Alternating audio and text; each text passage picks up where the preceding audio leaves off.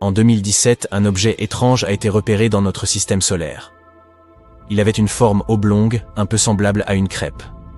Aucun des astéroïdes ou comètes que nous ayons jamais observés ne ressemble à ça. Sa surface était également singulière. Elle était au moins 10 fois plus réfléchissante que la moyenne des objets dérivant dans l'espace. Certains ont affirmé qu'il avait une enveloppe comparable à du métal poli. Quand il est passé près du Soleil et s'est éloigné de notre orbite, il a accéléré au-delà de ce que notre gravité suffirait à expliquer. À première vue, on aurait dit que cette chose avait une fusée attachée dans le dos. Ce visiteur inhabituel a même reçu son propre nom, Oumuamua. Il nous vient de la langue hawaïenne et se traduit par éclaireur ou visiteur d'une terre lointaine. Et en raison de ses caractéristiques, les scientifiques n'ont pas tardé à se demander si c'était enfin la visite d'un peuple extraterrestre. Avant de se lancer à corps perdu dans des hypothèses de science-fiction, les astronomes ont d'abord rassemblé les informations dont ils étaient sûrs. À commencer par le fait qu'Oumuamua devait provenir d'un autre système solaire.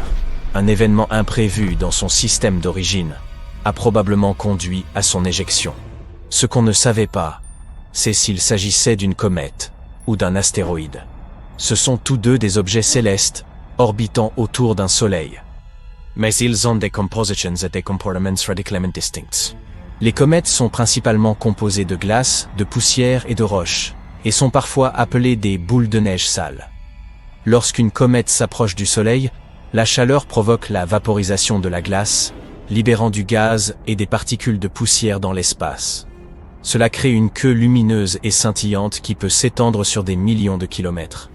Les comètes présentent généralement une orbite elliptique, les emmenant souvent des confins les plus éloignés du système solaire, au plus près du Soleil.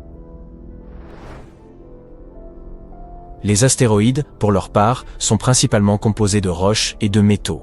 Dans notre voisinage immédiat, ils sont les vestiges de la formation du système solaire et se retrouvent généralement dans la ceinture d'astéroïdes qui s'étend entre Mars et Jupiter. Contrairement aux comètes, les astéroïdes n'abordent pas de queue lorsqu'ils s'approchent du Soleil, car ils n'ont pas de glace. Leurs orbites suivent généralement une trajectoire plus circulaire par rapport aux comètes. Selon toute vraisemblance, Oumuamua devrait être une comète, car il semble provenir d'un endroit différent de l'univers. Pourtant, il ne présente pas les signes typiques d'une activité cométaire. Attendez une minute. Le cométaire se passe-t-il de commentaires? À vous de voir. Oumuamua ne possède pas de queue et ne recrache pas de gaz lors de son passage, contrairement à moi. Quoiqu'il se comporte plutôt comme une comète, il ressemble davantage à un astéroïde. Une autre grande question est comment les scientifiques ont bien pu parvenir à repérer Oumuamua en premier lieu. Compte tenu de l'immensité de l'espace-temps, c'est tout à fait remarquable. Les étoiles ont des durées de vie s'étendant sur des millions, voire des milliards d'années. Et la formation d'un système solaire prend plusieurs centaines de millions d'années. Même les objets les plus rapides mettent des dizaines de millénaires à voyager d'une étoile à une autre. En revanche, les humains n'observent le ciel avec leur télescope que depuis environ 400 ans, soit une infime fraction du temps cosmique. Et ce n'est que ces dernières décennies, voire ces dernières années, que nous avons obtenu la technologie permettant de détecter et de suivre des objets rapides et peu lumineux. Soit de telles roches sont très répandues, soit nous avons eu énormément de chance avec nos instruments, ou bien Oumuamua voulait simplement être vu. Une autre question concerne la région d'origine de pareils objets. Il est très peu probable qu'Oumuamua provienne d'un système solaire mature et stable. C'est parce que de tels systèmes n'éjectent pas assez de matière pour se répandre à travers la galaxie. Une roche peut parfois être projetée, mais elle pourra rarement aller aussi loin. Les systèmes plus jeunes, cependant, agissent différemment. Dans ces environnements chaotiques, des collisions, fusions et autres migrations se produisent tout le temps. Beaucoup de petites roches errent ainsi et sont les parfaites candidates pour l'éjection. Le système solaire qui a éjecté Oumuamua doit avoir eu une planète similaire à Jupiter. Sa taille massive et sa gravité pourraient influencer d'autres objets à travers le système, provoquant potentiellement des éjections. Mais tous les systèmes solaires ne développent pas des planètes de la taille de Jupiter. Souvent, ces planètes massives finissent par se rapprocher de leurs étoiles, devenant des versions plus chaudes de la géante gazeuse. De telles planètes, en orbite proche autour d'un soleil, sont moins susceptibles d'éjecter de la matière au loin. Des planètes, semblables à Neptune, pourraient également avoir joué un rôle. Bien qu'elles ne soient pas aussi massives que Jupiter, elles ont tendance à élire domicile près de la périphérie des systèmes solaires. Notre propre système possède ainsi la ceinture de Kuiper, un véritable réservoir de comètes, dans sa périphérie. Au cours des premières étapes de la formation d'un système solaire, les interactions entre des planètes comparables à Neptune et de tels débris sont courantes. Toutefois, la découverte de pareilles planètes dans d'autres systèmes est à vérifier.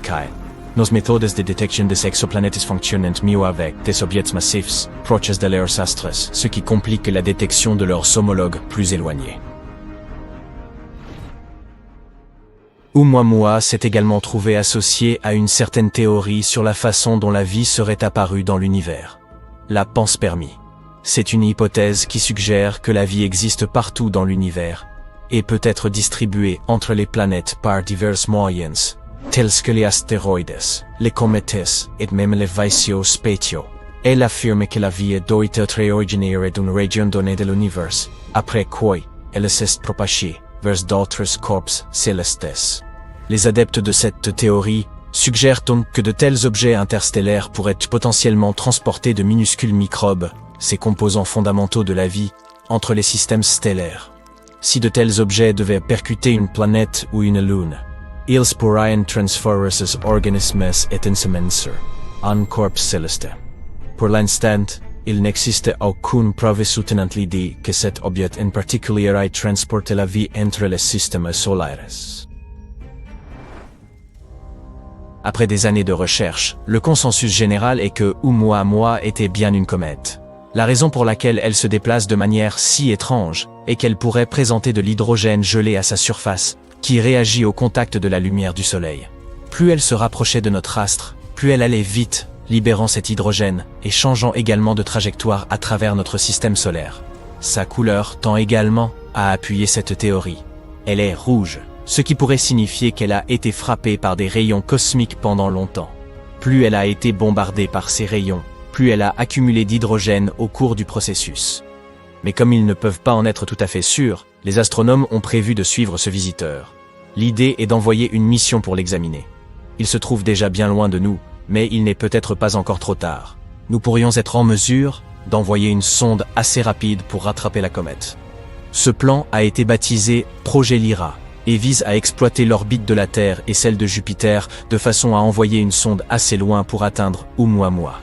Si cela fonctionne, ce sera l'engin spatial le plus rapide que nous ayons jamais envoyé dans l'univers. La trajectoire de la sonde spatiale impliquerait d'utiliser l'attraction de notre planète et celle de Jupiter comme un effet de fronde gravitationnelle. La sonde quitterait d'abord notre planète, puis retournerait dans l'orbite terrestre avant de partir à la rencontre de l'attraction de Jupiter.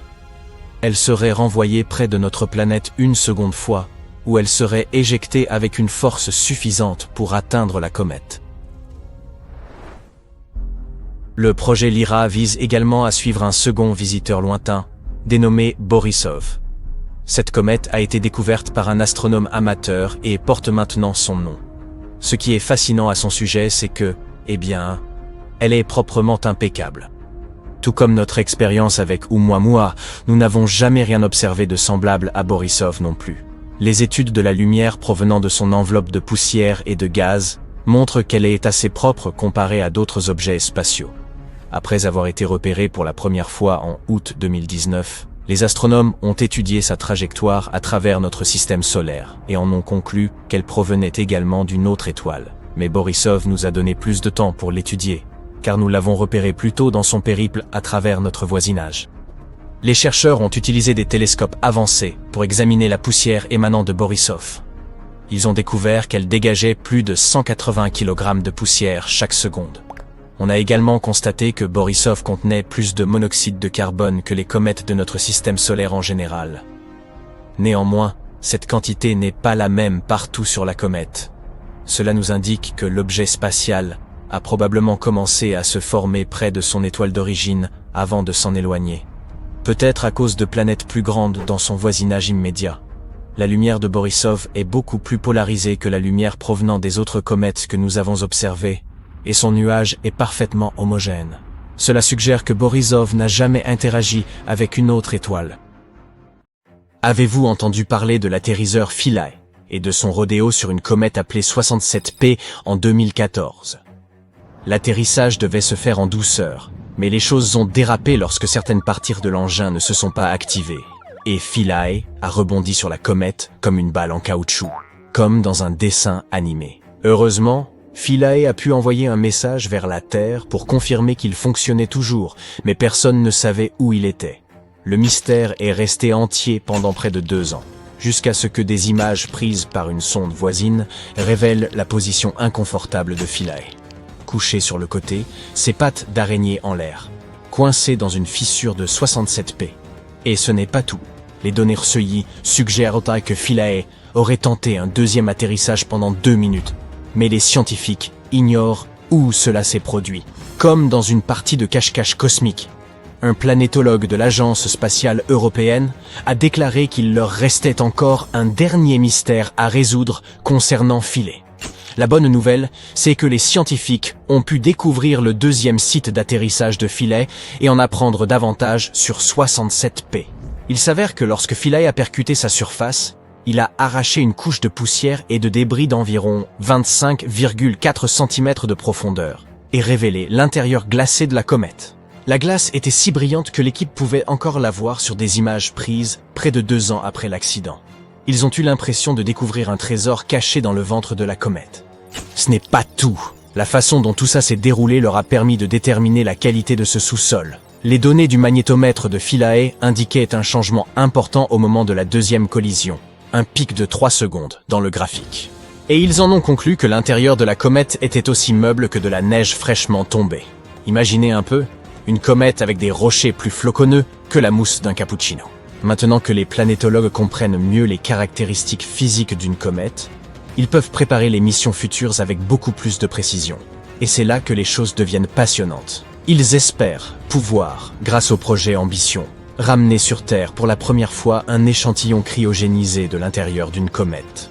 Philae n'a peut-être pas eu l'atterrissage le plus agréable, mais il nous a permis de découvrir des choses fascinantes. Lorsqu'il s'agit de comètes, notre star est probablement la comète de Halley. C'est une comète périodique. Elle visite la Terre tous les 75 ans environ, ce qui signifie que pourriez la voir à 2 reprises dans votre vie. La dernière fois qu'elle est passée, c'était en 1986 et elle ne reviendra pas avant 2061. Cette comète a été nommée d'après l'astronome anglais Edmond Halley, lorsqu'il a compris que les 3 comètes observées en 1531, 1607 et 1682 étaient en réalité un seul et même objet. Il a prédit qu'elle reviendrait en 1758, et alors on lui a donné son nom, même s'il n'était plus là pour la voir. La comète de Halley a été observée pour la première fois en 239 avant notre ère. Les astronomes asiatiques de l'époque ont consigné son passage dans leurs chroniques. On croyait alors que les comètes annonçaient des catastrophes ou de grands changements. Mais nous savons aujourd'hui qu'il n'en est rien. Vers 1900, Mark Twain a dit qu'il était arrivé avec la comète en 1835 et qu'il repartirait sans doute avec elle. Il est mort le lendemain de son approche, en 1910. Eh oui. La comète Hale-Bopp a également attiré notre attention en 1997. Elle était si brillante qu'on a pu la voir à l'œil nu pendant environ 1 an et demi, surtout dans l'hémisphère nord. En fait, elle était 1000 fois plus lumineuse que la comète de Halley. Même les habitants de zones très éclairées, comme Chicago, pouvaient apercevoir ses queues bleues et blanches. La comète Hale-Bopp a été découverte par Alan Hale au Nouveau-Mexique et Thomas Bopp en Arizona. Alors qu'ils observaient sur le ciel, ils ont soudain remarqué un objet flou à proximité. On ne l'avait jamais vu. Les astronomes furent enthousiasmés. Ils utilisèrent des télescopes pour étudier la comète à mesure qu'elle approchait. Et la NASA utilisa même le télescope spatial Hubble pour l'observer de plus près. Le noyau de Hale-Bopp était énorme, de l'ordre de 30 à 40 km de diamètre, et beaucoup de poussière s'en échappait. Et en parlant de Hale-Bopp, la chanson Bopp des frères Hanson a été un succès mondial cette même année 1997. Est-ce lié? Quoi qu'il en soit, il y a 5000 ans, une autre comète a frôlé notre Soleil, offrant un beau spectacle aux civilisations d'Eurasie et d'Afrique du Nord. Hélas, ce mystérieux visiteur n'est pas mentionné dans les récits historiques, mais les scientifiques sont très astucieux. Voici la comète Atlas, ou C2019 Y4, qui a fait son apparition en 2020. Malheureusement, Atlas a fini par se désintégrer en une pluie de fragments glacés. Mais une nouvelle étude réalisée à l'aide du télescope Spatial Hubble de la NASA a permis aux astronomes de découvrir qu'Atlas était un morceau de cette ancienne comète d'il y a 5000 ans. Une véritable réunion de familles. Les familles de comètes ne sont pas rares. L'un des exemples les plus célèbres est la comète Shoemaker-Levy 9, tombée en morceaux sur Jupiter en 1994. Mais Atlas est un peu bizarre. Elle s'est brisée alors qu'elle était loin du Soleil, ce qui est étrange, car cela aurait dû se produire au moment où elle passait le plus près de notre astre. Comment a-t-elle fait pour survivre à son dernier passage il y a 5000 ans? En étudiant comment elle s'est désintégrée, les scientifiques peuvent en savoir plus sur la façon dont la comète mère s'est constituée. Ils ont ainsi découvert qu'un fragment d'Atlas s'est désintégré en quelques jours, tandis que pour un autre, ça a pris des semaines. Une partie du noyau était donc plus solide que l'autre. Mais on ne sait toujours pas pourquoi elle s'est désintégrée. Ce sont peut-être les forces centrifuges, ou des glaces super volatiles, qui ont fait exploser ce fragment de manière si spectaculaire. Une chose est sûre, le petit bout d'Atlas qui a survécu ne reviendra pas avant le 50e siècle. En attendant, nous devrons nous contenter d'admirer les autres beautés de notre ciel nocturne. L'histoire drôle suivante concerne une bande d'astronomes sur l'île de Maui. Un soir, ils se détendaient en observant les étoiles à l'aide de leurs télescopes sophistiqués lorsqu'ils ont soudain aperçu quelque chose d'étrange. Il s'agissait d'une comète, mais pas n'importe laquelle. Elle se déplaçait très rapidement et avait une forme vraiment étrange. Si étrange même qu'ils se sont dit qu'il pouvait s'agir d'un vaisseau spatial extraterrestre. Ils l'ont baptisé Oumuamua, ce qui signifie en hawaïen « un messager venu de loin est arrivé le premier ». Vous vous demandez sans doute si nos amis ont alors découvert une civilisation venue de très loin. Eh bien, pas tout à fait. Mais leur découverte était quand même cool. Lorsque les comètes traversent notre système solaire, elles accélèrent en raison de la gravité du Soleil et de la poussière qui se trouve à leur surface. Mais Oumuamua était trop petite et n'avait pas de poussière. Elle n'avait pas ce halo lumineux qu'on observe généralement. Alors pourquoi Oumuamua accélérait-elle? Selon une hypothèse, il s'agirait d'un effet étrange. Les petits corps absorberaient les photons du Soleil et les réémettraient sous la forme de panaches propulsifs. Mais cela n'explique pas l'accélération d'Oumuamua. Il restait donc 3 explications possibles. La propulsion par l'azote, le monoxyde de carbone ou l'hydrogène moléculaire.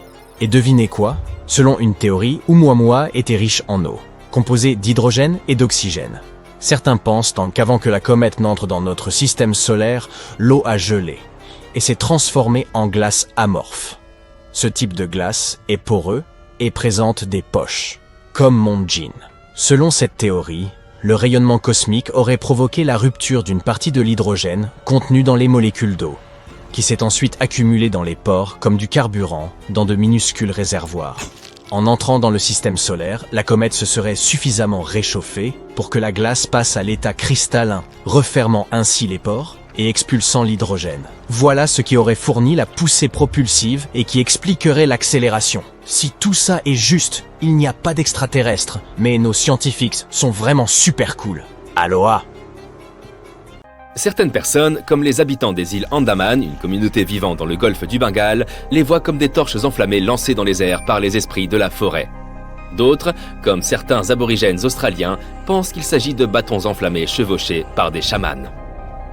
Mais si tu poses la question à un astronome, il te dira qu'une comète est un gros objet fait de poussière et de glace qui tourne autour du Soleil. L'un des objets spatiaux les plus célèbres de ce type est sans doute la comète de Halley. Elle a eu un impact important sur notre histoire et notre compréhension de ces mystérieuses étoiles filantes. Lorsque cette comète est passée devant la Terre en août 1835 par exemple, on l'a accusée d'être responsable de l'incendie de la ville de New York, qui a duré plusieurs nuits. Au même moment, les Indiens Séminoles de Floride ont vu la longue queue de la comète et ont cru qu'elle marquait le jour où ils perdraient leur indépendance. Cette comète est revenue en 1910. Et les gens l'ont de nouveau vu comme un mauvais présage. À Chicago, les habitants ont barricadé leurs ouvertures afin de se protéger de la queue prétendument dangereuse de la comète. D'autres ont acheté toutes sortes d'accessoires, comme des parapluies ou des masques, pour se protéger. Mais qu'y a-t-il de si intriguant avec ce corps spatial? Comment se fait-il qu'il apparaisse autour de la Terre de temps en temps? Et plus important encore, est-il vraiment dangereux? La comète de Halley est ce que les astronomes appellent une comète périodique. Elle nous rend visite tous les 75 ans environ. En de rares occasions, certaines personnes chanceuses ont eu la chance de la voir 2 fois dans leur vie. Elle est passée pour la dernière fois devant la Terre en 1986 et elle devrait revenir en 2061. Malgré ce retour prévu, l'orbite de la comète ne peut pas être prédite avec précision. C'est en partie à cause des processus chimiques qui se produisent à l'intérieur de la comète. L'orbite de Halley peut aussi changer en raison d'interactions aléatoires avec d'autres planètes et objets spatiaux de notre système solaire. Son nom officiel est 1P/Halley, du nom de l'astronome anglais Edmond Halley, qui a étudié les rapports d'une comète s'approchant de la Terre en 1531, 1607 et 1682. D'après ses calculs, il a conclu que ces 3 occurrences étaient en fait la même comète qui revenait à des intervalles réguliers. Il a également prédit son retour en 1758. La découverte de Halley a également mis en évidence que certaines comètes, comme celle-ci, orbitaient autour du Soleil, mais que leur trajectoire n'était pas circulaire. Si tu la regardes en 2D, l'orbite de Halley ressemble à un fil elliptique qui oscille depuis le Soleil. Malheureusement, Halley n'a pas vécu pour assister au retour de la comète, pourtant prédit avec précision, mais elle a été nommée en son honneur. Selon l'Agence spatiale européenne, la première observation de la comète de Halley remonte à 239 avant notre ère. Des astronomes asiatiques l'avaient enregistrée dans les chroniques de Shishi et Wenxian Tengkao. Mais une autre étude affirme qu'elle pourrait avoir été remarquée encore plus tôt que cela, à l'époque des Grecs anciens. Des écrits de cette période ont rapporté un énorme météore qui a atterri dans le nord de la Grèce, laissant la population locale perplexe. Il est rapidement devenu l'une des attractions touristiques les plus populaires du monde antique. Mais les témoins ont aussi remarqué une comète dans le ciel au moment où le météore a atterri. Ils ont également signalé le fait que l'objet spatial inhabituel était resté dans le ciel pendant environ 75 jours. Shakespeare lui-même semble avoir écrit sur cette comète dans sa pièce Jules César, aux alentours de l'année 1600. Dans cette œuvre, il inclut une phrase désormais célèbre évoquant les comètes, comme des signes inhabituels. Les cieux eux-mêmes s'embrasent. Ce n'est pas la dernière fois que des écrivains célèbres ont ressenti un certain lien avec cet objet. L'écrivain Mark Twain a déclaré en 1909 « Je suis arrivé avec la comète de Halley en 1835. Elle revient l'année prochaine et je m'attends à partir avec elle. » Étonnamment, Twain est décédé le 21 avril 1910, un jour après que la comète de Halley est sortie de la dernière face cachée du Soleil. Nous avons eu un meilleur aperçu de la comète lorsqu'elle est passée devant nous pour la dernière fois en 1986. Plusieurs vaisseaux spatiaux ont été envoyés vers la comète pour prélever des échantillons de sa composition. Cette flotte de vaisseaux spatiaux, surnommée l'Armada de Halley, a volé à proximité, l'un d'entre eux prenant plusieurs photos du noyau de la comète pour la première fois dans l'histoire. Cette fois, nous disposions aussi de bien meilleurs télescopes pour observer la comète lorsqu'elle passait près de notre planète. D'après les études actuelles, il y a peu, voire aucun risque que la comète de Halley puisse réellement représenter un danger pour notre planète. La plupart des malheurs associés à la comète n'étaient que des superstitions.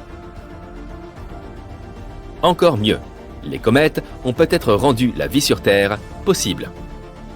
Les spécialistes pensent qu'au début de l'histoire de notre planète, les collisions avec les comètes ont apporté une quantité importante d'eau ici, ce qui a aidé à former nos océans. Ces objets spatiaux nous ont peut-être fait aussi cadeau de matières organiques nécessaires à la formation de la vie.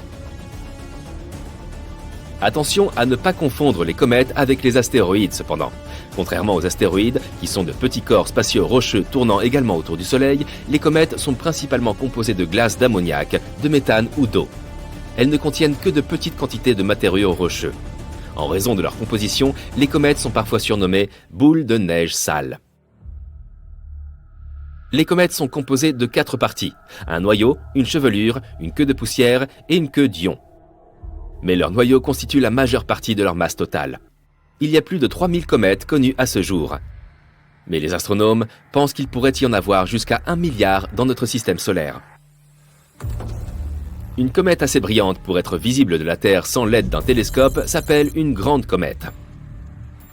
On peut voir une grande comète tous les 10 ans environ. Les gens remarquent d'autres comètes depuis des millénaires. Cependant, les scientifiques ont conclu qu'étant donné que les comètes perdent beaucoup de matière chaque fois qu'elles orbitent près du Soleil, leur durée de vie pourrait n'être que de quelques milliers d'années. Si tu compares cela à l'âge du système solaire, qui est de 4,6 milliards d'années, c'est un chiffre relativement faible. Puisque ces corps spatiaux sont encore présents dans le système solaire aujourd'hui, il doit y avoir une source de comètes quelque part. Sinon, toutes les comètes auraient disparu il y a longtemps. Hale-Bopp est le nom d'une autre comète célèbre. Elle est passée très près de la Terre en janvier 1997. La dernière fois qu'elle a été vue près de notre planète avant cela, c'était pendant l'âge du bronze, en 2000 avant notre ère. Cette comète est beaucoup plus grande et plus spectaculaire que celle de Halley. Son noyau s'étend jusqu'à 40 km de diamètre et peut être vu de la surface de notre planète à l'œil nu. La comète Borrelly a été la deuxième comète à être étudiée de près par un vaisseau spatial. Le vaisseau Deep Space One de la NASA s'en est approché en 2001 et a fourni aux scientifiques un rapport détaillé du noyau noir de la comète. Cette comète est étonnamment bancale, mais la raison de sa forme inhabituelle est encore sujette à débat. La comète de Halley semble s'être formée dans le nuage de Oort, aux confins du système solaire, tandis que celle de Borrelly proviendrait d'un nuage glacé de roches situé au-delà de Neptune, que l'on appelle la ceinture de Kuiper. La comète Hyakutake nous a offert un magnifique spectacle lorsqu'elle est passée à seulement 15 millions de kilomètres de la Terre en mars 1996. Elle ressemblait à une éclaboussure bleu glace avec une faible queue de gaz. Cette comète a aussi étonné les astronomes, car elle produit des rayons X 100 fois plus intenses que ce que les scientifiques avaient prévu. Un vaisseau spatial appelé Ulysse a traversé la queue de Hyakutake en mai 1996 et a rapporté qu'elle mesurait au moins 570 millions de kilomètres de long. C'est le double de la taille de la queue de toute autre comète connue. La comète Wild 2 a été examinée par la sonde Stardust de la NASA en 2004. La sonde a réussi à voler à moins de 237 km du noyau de Wild 2, ce qui nous a donné quelques-uns des meilleurs clichés de la comète à ce jour. C'était aussi la première fois que nous obtenions des échantillons de particules de poussière provenant d'une comète. La précieuse cargaison est revenue sur Terre en janvier 2006. Son objectif était de faire la lumière sur les conditions dans lesquelles Wild 2 et le système solaire, d'ailleurs, se sont formés il y a des milliards d'années. Wild 2 a un diamètre d'environ 5 km et est couvert de cratères et de falaises. Les astéroïdes ne sont pas aussi rares sur notre planète que nous ne le pensons.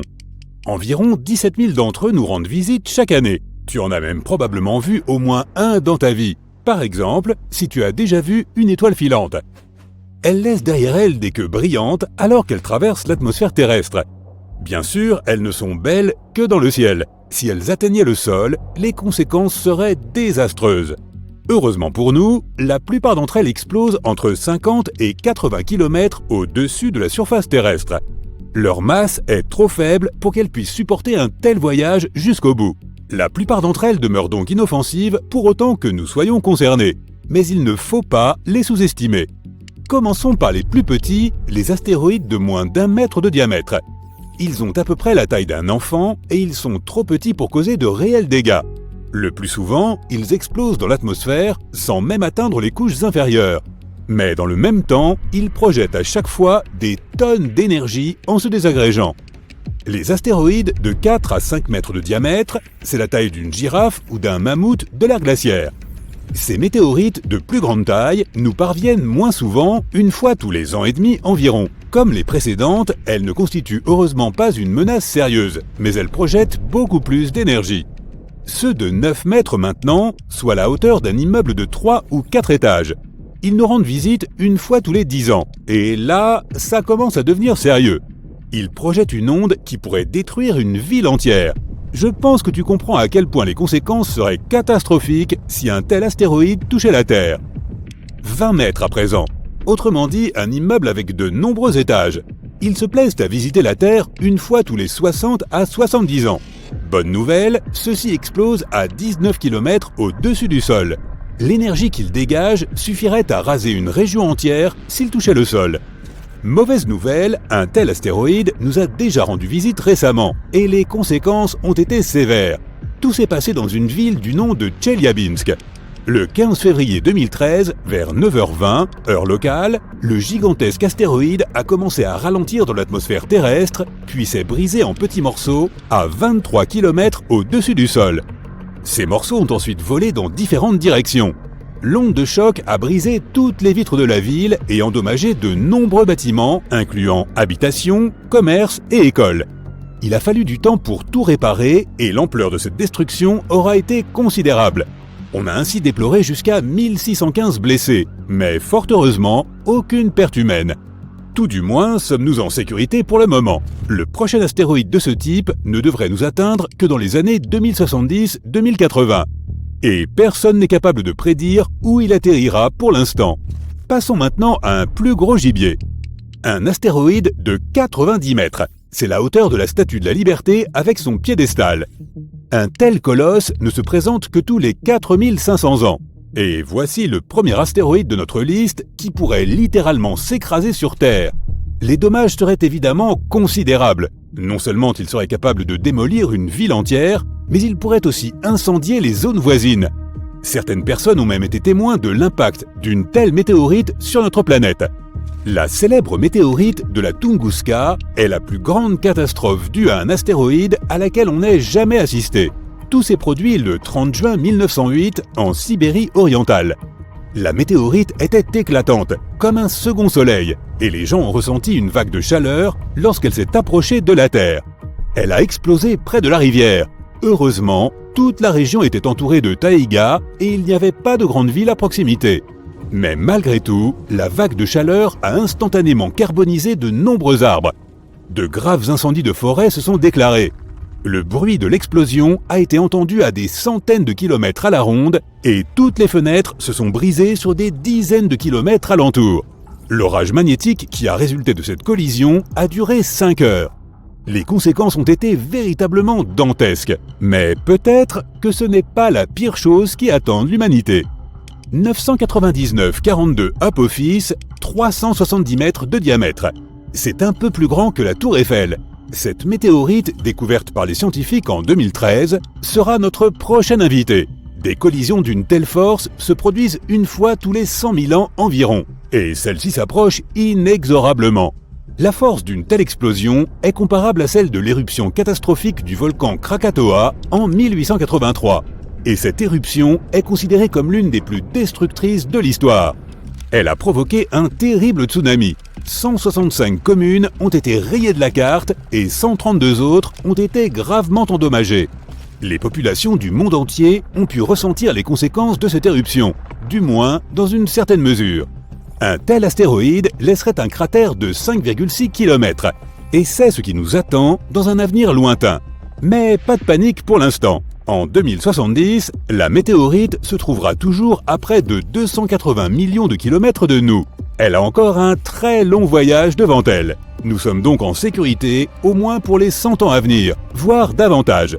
De plus, notre planète a déjà survécu à des cataclysmes encore plus graves.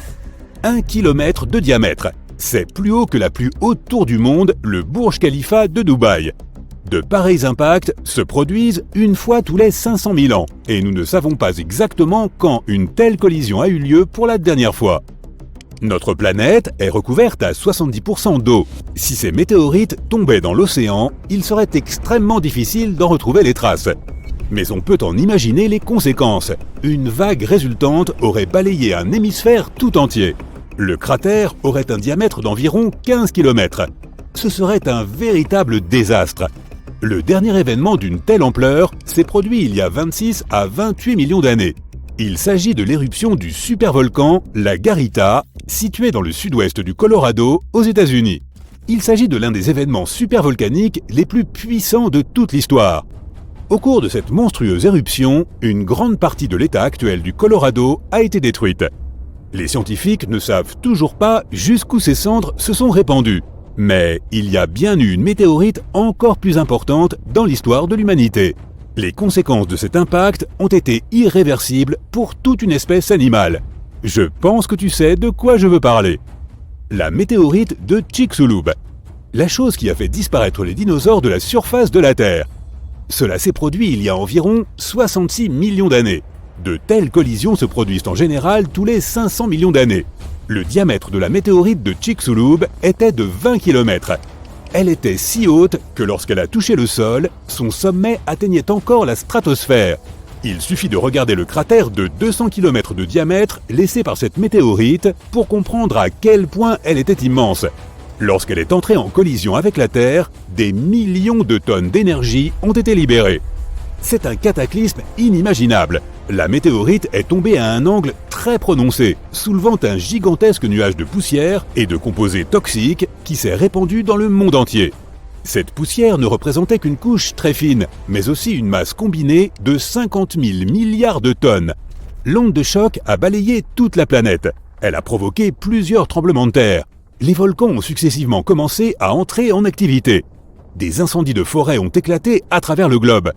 La quantité de suie et de monoxyde de carbone libérés dans l'atmosphère est impossible à estimer. La Terre a été privée de la lumière du Soleil pendant plusieurs jours. Et l'obscurité a régné sur toute la planète. Les plantes ne produisant plus assez d'oxygène, il n'y avait rien à respirer. La température sur les continents et dans les mers a chuté en moyenne de 10 à 32 degrés. Cela semble horrible, n'est-ce pas ? Et bien sûr, elle a provoqué l'une des plus grandes extinctions de l'histoire de la biosphère terrestre. Étonnamment, la Terre a pu se remettre d'un tel cataclysme. Cet événement est devenu le repère démarquant les ères mésozoïques et cénozoïques. Ceux qui se demandaient encore comment cette petite météorite a-t-elle bien pu anéantir tous les dinosaures ont sans doute maintenant compris pourquoi. La plus grande collision de l'histoire de notre planète n'a peut-être pas eu lieu avec une météorite, mais avec une planète entière. Cela se serait produit il y a plusieurs milliards d'années.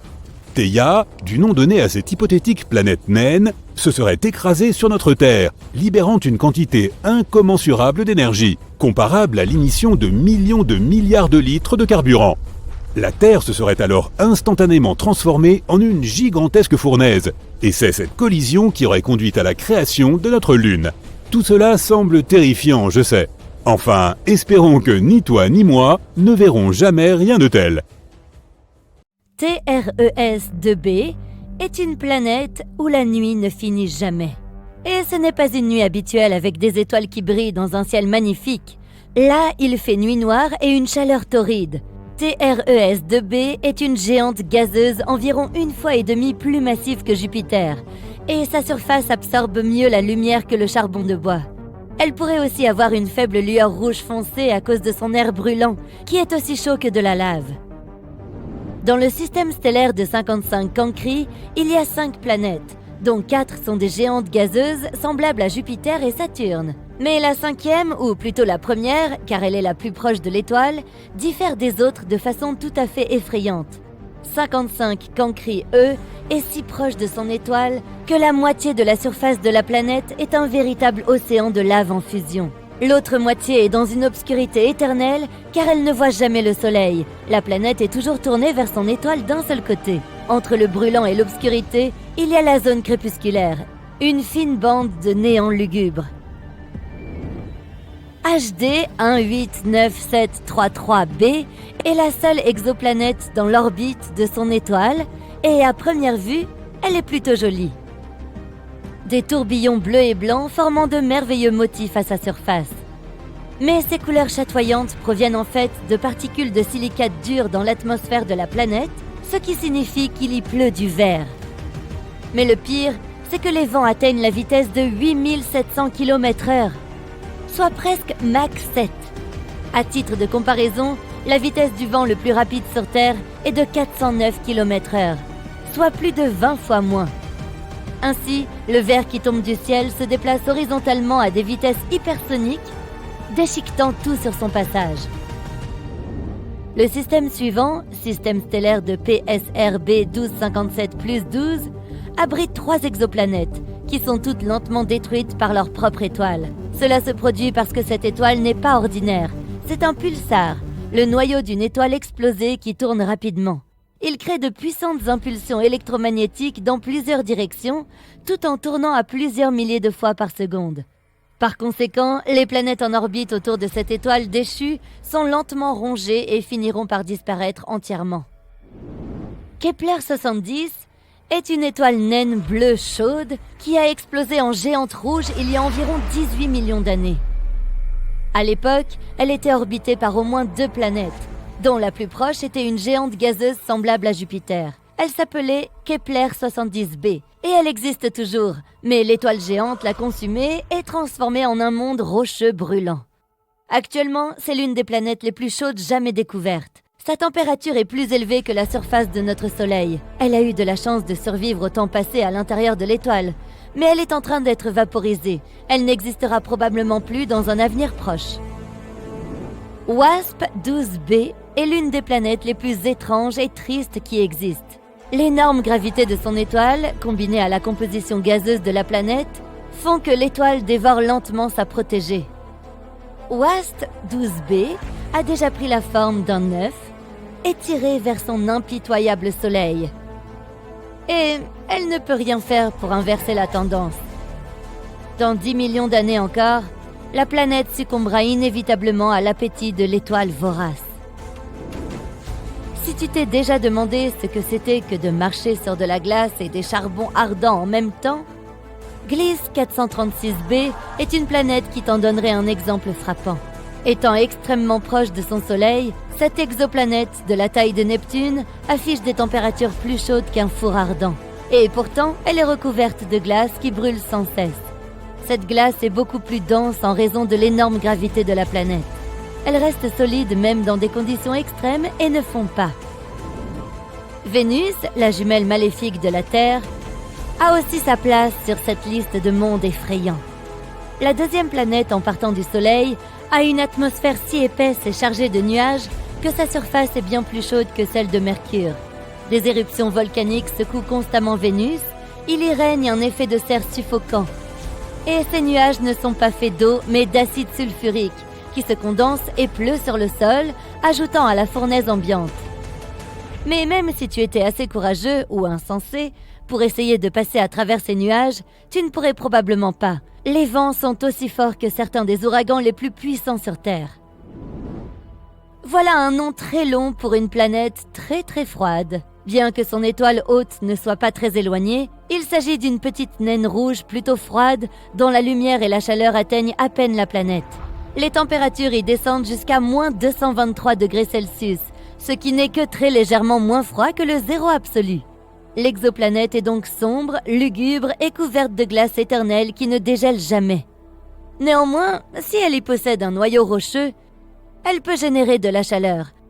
Donc il y a une chance que des choses inconnues et étranges se cachent sous sa surface gelée. Dimidium, située à environ 50 années-lumière de notre système solaire, est une planète hostile à tout être vivant à bien des égards.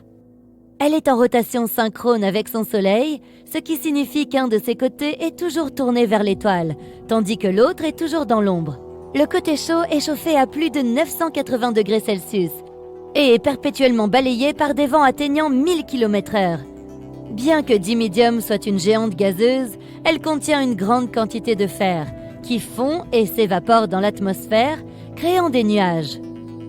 Et lorsque ceux-ci se refroidissent, ils tombent sur la surface sous forme d'une pluie infernale de fer fondu.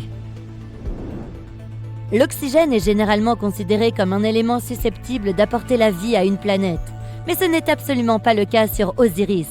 Les scientifiques ont été choqués de trouver de l'oxygène sur cette planète, ou plutôt autour d'elle, car elle est 8 fois plus proche de son étoile que Mercure ne l'est du Soleil.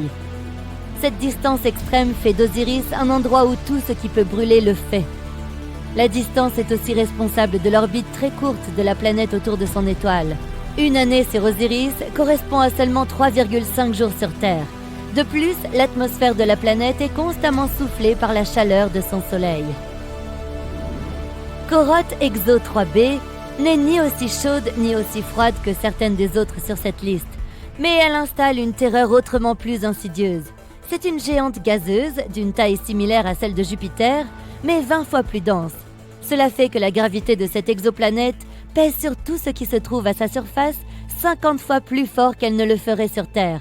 Marcher dessus causerait ta perte, car tu serais immédiatement écrasé par la densité de son atmosphère. Corotte 7b est un autre monde semblable à un four. Sa température quotidienne est de plus de 2200 degrés Celsius. Combinée à sa surface rocheuse, elle arbore un paysage infernal. Les roches sur le sol bouillonnent et s'évaporent dans l'atmosphère, où elles refroidissent et finissent par retomber sur la surface en une pluie de soufre. La chose la plus triste à propos de Corotte 7b est qu'elle aurait pu être autrefois une géante gazeuse dont l'atmosphère a été anéantie en raison de la chaleur, ne laissant que le noyau brûlé. Les astéroïdes qui volent autour de nous ressemblent parfois à une féroce partie de balle aux prisonniers où l'on ne sait jamais quand l'un d'entre eux peut foncer dans notre direction. Alors on ne peut qu'observer la situation et à espérer que tout ira pour le mieux. Pour évaluer le risque, les scientifiques de différentes organisations doivent étudier la position et la trajectoire des astéroïdes qui s'approchent de notre planète, en particulier ceux qui ont une largeur d'au moins 1 km. La bonne nouvelle, c'est qu'aucun de ces astéroïdes ne nous touchera probablement avant au moins 1000 ans. Ouf! Pour nous donner une idée de leur puissance, des scientifiques ont réalisé une expérience pour simuler l'impact d'un astéroïde aussi gigantesque. L'énergie libérée par la collision serait de l'ordre de 100 000 mégatonnes. Cela équivaut à faire exploser 15 000 tonnes de dynamite.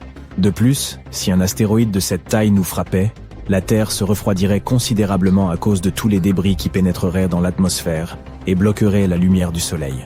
Dans ce cas, les plantes ne pourraient plus obtenir ce qui les nourrit, ce qui nous mettrait donc tous en difficulté, les humains comme les animaux. Heureusement, les impacts d'astéroïdes aussi gigantesques sont assez rares. Plus un astéroïde est gros, plus il met de temps à entrer en collision avec la Terre. Par exemple, on estime que les astéroïdes d'un diamètre d'au moins 1 km percutent notre planète environ une fois tous les 700 000 ans. Quant aux astéroïdes encore plus gros, d'une largeur de 5 km, on estime qu'ils ne s'écrasent qu'une fois tous les 30 millions d'années. Youpi! Mais attends, ne te détends pas trop vite. Les astronomes se concentrent sur les très gros astéroïdes, parce que ce sont ceux qui peuvent en quelque sorte condamner notre planète s'ils nous percutent.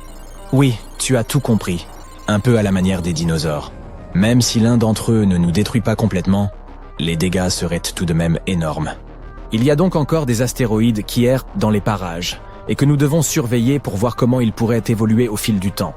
Les scientifiques disposent d'un modèle de suivi qui leur permet de se concentrer sur les parties de la trajectoire d'un astéroïde qui s'approche de notre planète afin de déterminer si le caillou spatial présente un risque pour nous. Il semblerait qu'un astéroïde, 7482, 1994 PC1, de 1100 mètres de diamètre puisse présenter un certain danger. Il est censé se rapprocher de notre planète dans les 1000 prochaines années. Et quand je dis risqué, cela signifie qu'il y a 0,0151% de chance qu'il s'approche à moins d'une distance Terre-Lune. Elle était déjà passée près de nous en 2022, mais nous avons eu de la chance car elle était assez loin, 1,9 million de kilomètres. Je dirais que nous pouvons nous détendre en ce qui concerne les scénarios d'astéroïdes, pour l'instant. L'impact d'un astéroïde sur la Terre serait une nouveauté pour l'humanité, mais pas pour la planète elle-même. Comme je l'ai dit, ces gros astéroïdes n'ont pas été nombreux jusqu'ici, mais ils ont tout de même eu d'énormes conséquences. Le premier qui vient à l'esprit de la plupart des gens est, bien sûr, l'astéroïde dinosaure, gros comme une montagne, qui a frappé notre planète il y a environ 66 millions d'années, près de la péninsule mexicaine du Yucatan. C'était chaotique. Des tempêtes de feu et des tsunamis se sont produits partout dans le monde. La poussière a bloqué le soleil et la roche vaporisée a libéré du soufre, ce qui a entraîné des pluies acides et l'acidification des océans.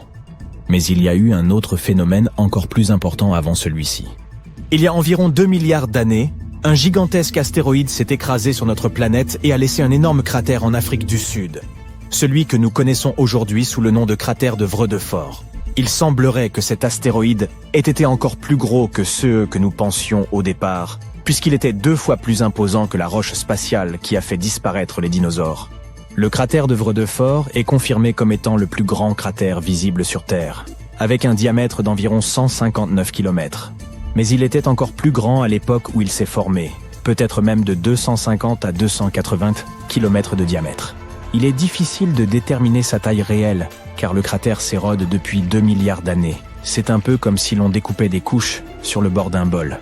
Le diamètre se réduit à chaque fois. Lorsque l'astéroïde, large de 12 km, qui a anéanti les dinosaures, a frappé la Terre il y a environ 66 millions d'années, il a provoqué des destructions massives. Incendies de forêt, pluies acides, tsunamis et tellement de cendres et de poussière qu'il a modifié le climat de la Terre. Tout cela a entraîné l'extinction d'environ 75% de la vie sur notre planète. L'astéroïde qui a créé le cratère de Vredefort était non seulement plus gros, mais il s'est également déplacé à une vitesse plus élevée, ce qui signifie que les conséquences ont dû être encore plus graves. Mais cela s'est passé il y a vraiment longtemps, et les êtres vivants étaient différents à l'époque. Il s'agissait peut-être de simples bactéries qui n'ont même pas remarqué qu'il se passait quelque chose d'inhabituel. La Terre n'est pas la seule à être touchée. De nombreux impacts se sont également produits dans notre système solaire. Par exemple, dans notre voisinage immédiat, allons voir Mercure et son énorme cratère, le bassin Caloris. Il mesure environ 1500 km de diamètre, soit plus que l'État du Texas. Un anneau de montagnes imposantes entoure le cratère, ce qui le rend encore plus impressionnant. L'image mosaïque du bassin de Caloris présente différentes couleurs. Elles nous en disent plus sur la géologie du bassin. Les parties oranges représentent la lave qui a autrefois inondé le bassin. Ce coulées de lave ont recouvert la surface d'origine et lui ont donné cette teinte orangée si spécifique. Après que la lave a inondé le bassin de Mercure, des cratères plus petits se sont formés au-dessus de la surface de la lave. Ces cratères ont creusé le sol et découvert les matériaux cachés sous la lave. Certains de ces matériaux sont de couleur bleue. Ce matériau bleu pourrait être un indice de ce à quoi ressemblait le sol original du bassin avant que la lave ne le recouvre. Vénus, la planète la plus chaude de notre système solaire, possède une atmosphère épaisse qui s'accompagne d'un système de défense efficace contre les roches spatiales. Elle est si dense qu'elle brûle la plupart des météores avant même qu'ils n'atteignent sa surface. Par conséquent, les cratères visibles sur Vénus sont moins nombreux que sur les autres planètes rocheuses du système solaire. Mais Vénus présente encore quelques cicatrices qui peuvent nous renseigner sur les graves impacts qui s'y sont produits. L'une des plus grandes cicatrices que nous connaissons est le cratère Meade. Il est énorme, avec un diamètre d'environ 273 km. Le fond intérieur de ce cratère est relativement plat et plus brillant que les alentours.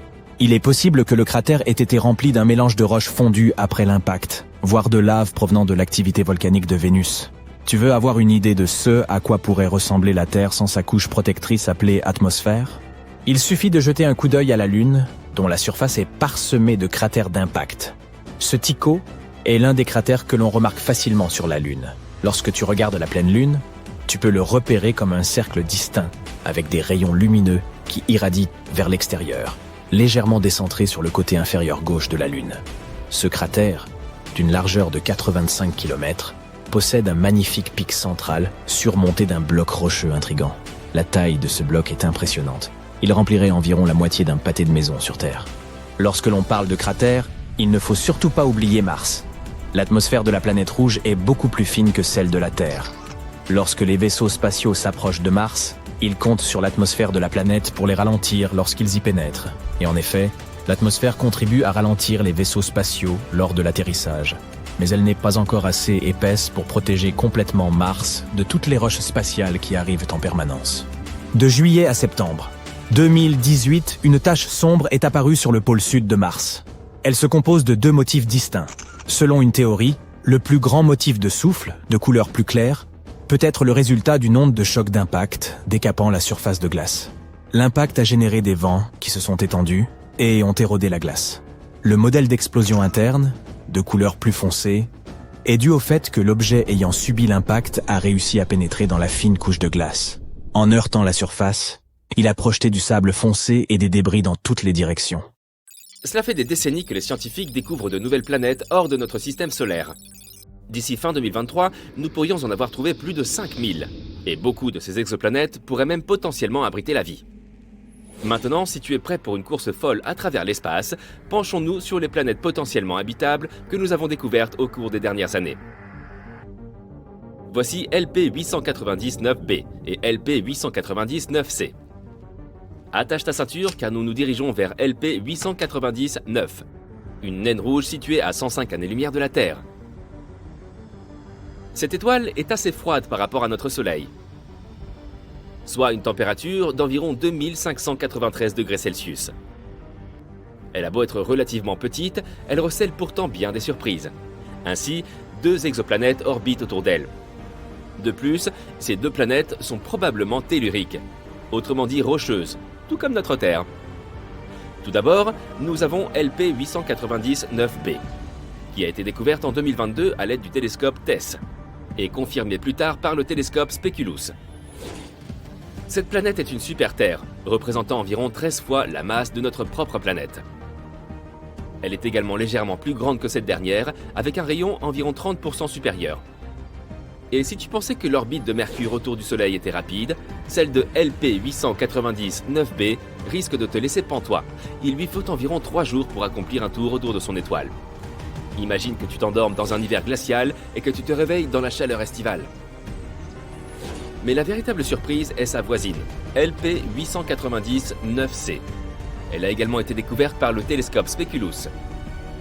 Elle est un peu plus éloignée de son étoile et son orbite est 2,5 fois plus longue que celle de LP 890-9b. Elle est également un peu plus grande que la Terre. Mais son plus grand intérêt réside dans son emplacement au sein de la zone habitable de son étoile. Cela signifie qu'elle pourrait potentiellement avoir de l'eau liquide à sa surface et un climat propice à la vie. Cette planète est devenue une candidate de choix en vue de l'étude de son atmosphère, à l'aide du télescope spatial James Webb. Mais attends un peu, tout n'est pas rose bonbon sur LP 890-9c.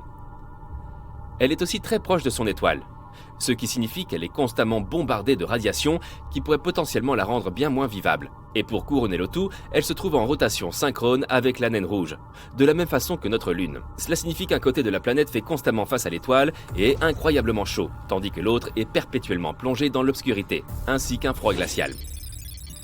Des simulations suggèrent que cette planète pourrait s'apparenter davantage à Vénus en termes d'atmosphère et de climat.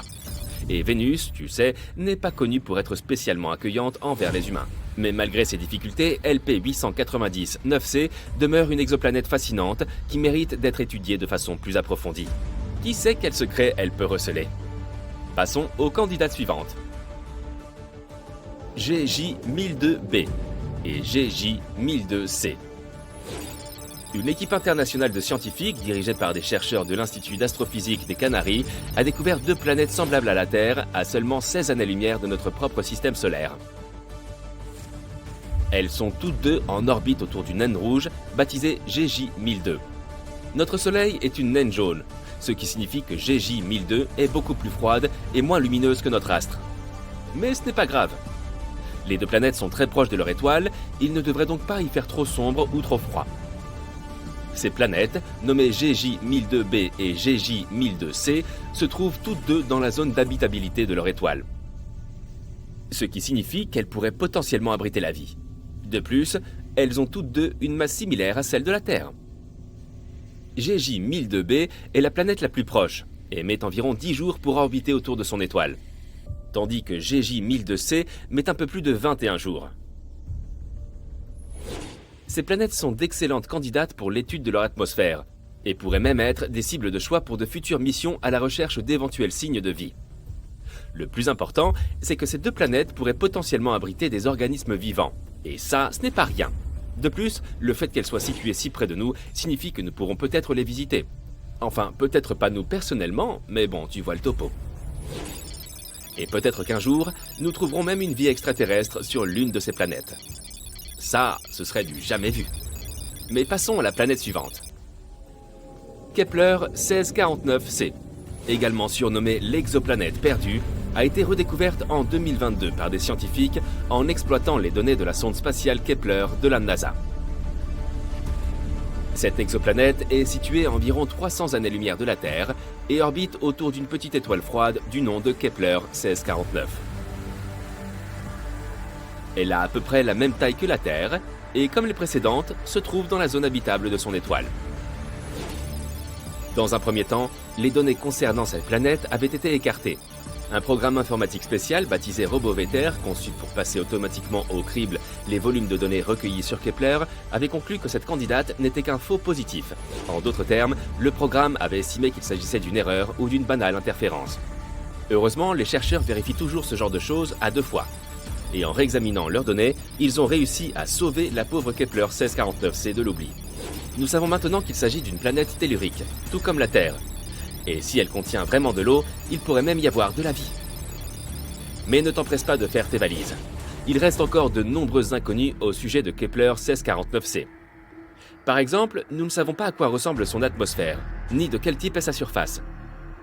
Il est également possible que la planète soit verrouillée gravitationnellement avec son étoile, tout comme LP 890-9c. Et ça, ce serait vraiment pas top. C'est pourquoi Kepler 1649c mérite d'être étudié plus en détail. Peut-être s'agira-t-il de l'endroit idéal où poser son mobil-home à l'avenir. N'oublie pas de te munir d'une bonne dose de crème solaire, car la planète est très proche de son étoile et les choses pourraient vite s'avérer torrides. Kepler 1638b. Cette exoplanète se situe à environ 5000 années-lumière de la Terre, dans la constellation du Cygne. Elle se trouve également dans la zone habitable de son étoile. Elle a été découverte en 2020 par la sonde Kepler au moyen d'un processus appelé transit. La sonde prend plusieurs photos de l'étoile à différents moments. Ensuite, les programmes informatiques analysent ces clichés à la recherche de points et de petites taches. Ces petites baisses de luminosité peuvent signifier qu'une planète est passée près de l'étoile. Kepler 1638b est une planète un peu particulière, comparée à la plupart des exoplanètes que nous avons trouvées jusqu'à présent. Sa masse est environ 4 fois supérieure à celle de la Terre et son diamètre environ 2 fois plus grand, ce qui en fait une exoplanète de type super-Terre. Sa période orbitale est d'environ 260 jours, ce qui est assez proche de celle de notre planète. Et ça, c'est encourageant. Enfin, un endroit où l'hiver et l'été se dérouleront normalement. Kepler 1638b pourrait également contenir de l'eau liquide. C'est pourquoi c'est une excellente candidate pour une étude plus approfondie visant à déterminer s'il est possible d'y trouver de la vie. Espérons que nous en apprendrons plus sur cette planète à l'avenir. Et enfin, la dernière de la liste. Kepler 438b. Kepler 438b est une exoplanète située à environ 640 années-lumière de la Terre, dans la constellation de la Lyre. Elle a été découverte en 2015 par le télescope spatial Kepler. Certains des aspects les plus intéressants de Kepler 438b sont sa taille et son emplacement. Elle a à peu près le même volume que la Terre et orbite également dans la zone habitable de son étoile. Mais il y a quelques bémols. Tout d'abord, Kepler 438b orbite autour d'une naine rouge, connue pour ses niveaux élevés de rayonnement solaire, ainsi que ses éruptions. La surface de la planète pourrait donc être trop hostile à la vie telle que nous la connaissons. En outre, une année sur Kepler 438b est beaucoup plus courte, puisqu'elle ne dure que 35 jours terrestres. Cela pourrait entraîner des fluctuations de température extrêmes à la surface de la planète. Mais peut-être abrite-t-elle des formes de vie extraterrestres robustes, qui se sont adaptées à ces conditions uniques. Ou peut-être pas. Quoi qu'il en soit, ça vaut toujours la peine de garder un œil dessus. Voilà, c'était une petite liste d'exoplanètes découvertes au cours des dernières années. Aujourd'hui, grâce aux nouvelles technologies, nous serons en mesure de découvrir de nouvelles exoplanètes beaucoup plus fréquemment. On ne peut qu'espérer que quelques-unes d'entre elles se révéleront être habitées. Si la théorie du multivers s'avère exacte, notre réalité n'est pas la seule à exister. Ce qui semble aussi fascinant que terrifiant, n'est-ce pas? Bon, mais tous les scientifiques ne sont pas d'accord avec ce concept vertigineux.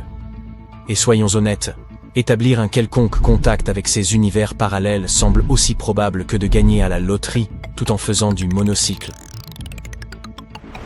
Mais accrochez-vous bien, car ce concept étrange ne se limite plus au seul domaine de la fiction.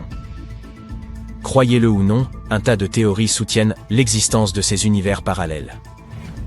Et laissez-moi vous dire que c'est un sujet qui suscite pas mal de débats au sein de la communauté scientifique. Imaginez plutôt ceci, l'univers dans lequel nous vivons est d'une immensité qui défie l'entendement. On parle ici de milliards, d'aucuns diraient même de milliers de milliards, de galaxies en mouvement, chacune regorgeant d'un nombre presque incalculable d'étoiles.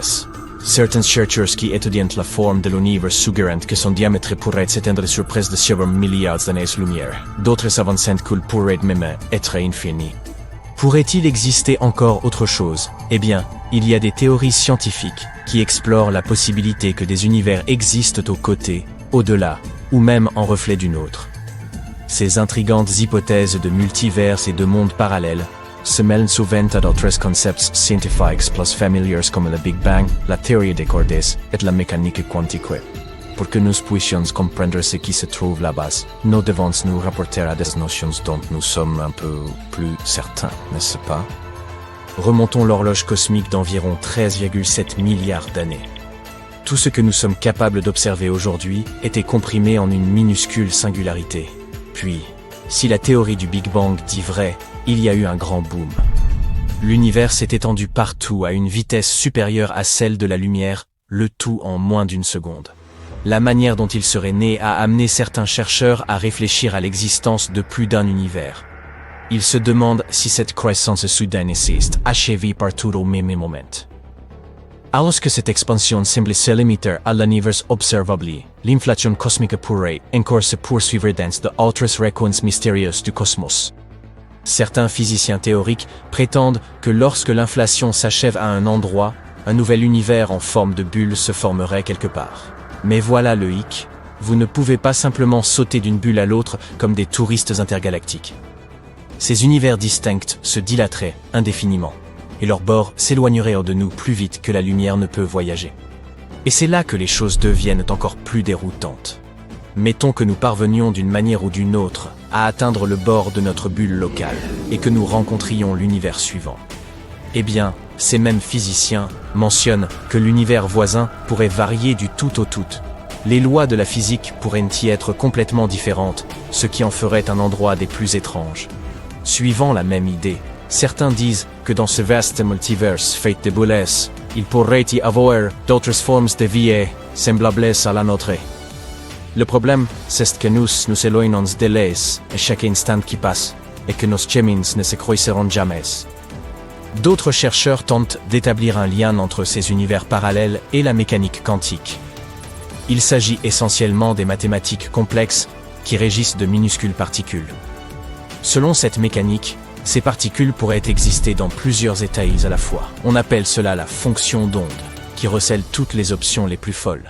Mais il y a un bémol. Lorsque nous observons ces particules, nous ne voyons jamais qu'un seul résultat. C'est comme si l'univers ne cessait de jouer à cache-cache avec nous. Il existe également une théorie, appelée théorie des mondes multiples, qui dit que chaque fois que nous observons un résultat, un autre univers apparaîtrait où un résultat différent se serait manifesté. Ainsi, notre univers se comporterait comme un arbre gigantesque, se ramifiant constamment en d'innombrables versions de lui-même. Ces univers alternatifs ne peuvent pas se rencontrer. Et vous ne sauriez donc jamais s'il n'y a pas un tas d'autres vous vivant des vies légèrement, voire totalement différentes. Cette théorie des mondes multiples est pour le moins audacieuse et aussi difficile à prouver qu'à réfuter. Ce qui est tout sauf idéal pour la science, car les scientifiques ont besoin de tester et d'éprouver leurs idées. Mais s'il y a un espace infini là-bas, pourquoi n'y aurait-il pas également d'univers infini ? Essayez d'imaginer l'univers comme une immense aire de jeu cosmique. Des spécialistes pensent que s'il est effectivement sans fin, alors il n'y a qu'un nombre limité de façons dont ces composants peuvent s'agencer. En bout de compte, ils doivent forcément répéter certains schémas. Si cela est vrai, alors il est possible qu'il y ait quelque part une autre version de vous, vivant exactement la même vie, y compris ce que vous avez mangé la veille au petit déjeuner. Avons-nous déjà eu la moindre preuve de l'existence de ces prétendus univers parallèles ? Eh bien, certains disent que oui. Avez-vous déjà entendu l'histoire du mystérieux homme de Taured ? C'est l'histoire d'un homme qui s'est retrouvé dans un aéroport japonais et affirmait venir d'un pays totalement inconnu, baptisé Taured. Certains pensent que cet homme était un voyageur temporel, tandis que d'autres y voient la preuve qu'il venait d'un univers diamétralement différent. Aussi tentant qu'il puisse être de croire à cette histoire, le problème est ce lieu appelé Taured. Il y a une raison pour laquelle vous n'en avez jamais entendu parler.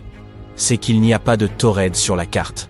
Que ce soit de nos jours ou dans les années 50, lorsque tout céleste s'est s'être produit. Après l'incident à l'aéroport, l'homme s'est tout simplement volatilisé un jour après son arrivée au Japon. Pouf, disparu à tout jamais. Revenons à ce jour fatidique de juillet 1954, où l'homme de Taured est censé avoir atterri à Tokyo. On l'a décrit comme un homme barbu, s'exprimant en français. Rien de très extravagant jusqu'ici, n'est-ce pas ? Mais en fonction de qui raconte l'histoire, les choses commencent à diverger un peu. Selon une version, quand l'homme a donné son passeport afin qu'il soit tamponné, l'officier japonais n'en a pas cru ses yeux. Bien qu'il ait pu sembler authentique, le pays indiqué de Taured n'était connu de personne, pas plus de l'officier que des autres fonctionnaires. Naturellement, on a convié le visiteur à un petit interrogatoire. Dans une autre version, l'homme aurait annoncé de but en blanc qu'il venait de Taured et montrer son passeport quand personne ne l'a cru. Notre homme de Taured a ensuite cherché à convaincre les autorités que sa patrie existait bel et bien.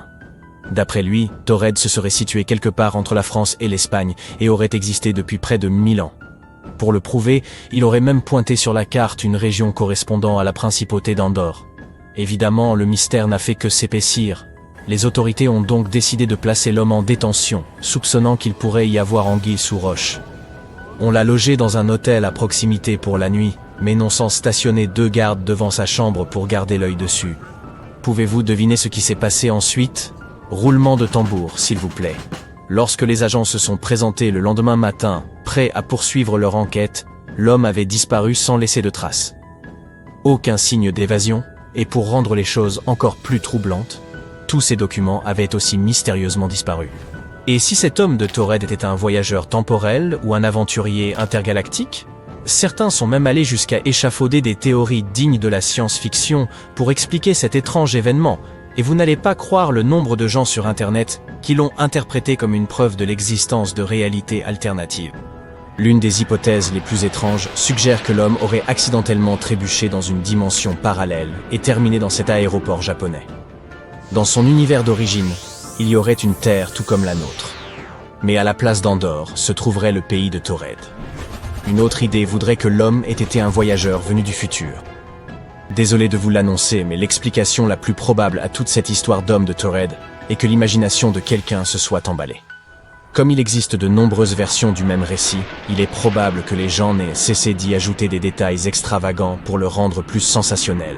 Toute l'histoire s'est simplement transformée en légende urbaine, et il n'y a que peu, ou pas, de raison de croire que nous ayons un jour croisé un voyageur temporel, ou un autostoppeur intergalactique sur notre bonne vieille Terre.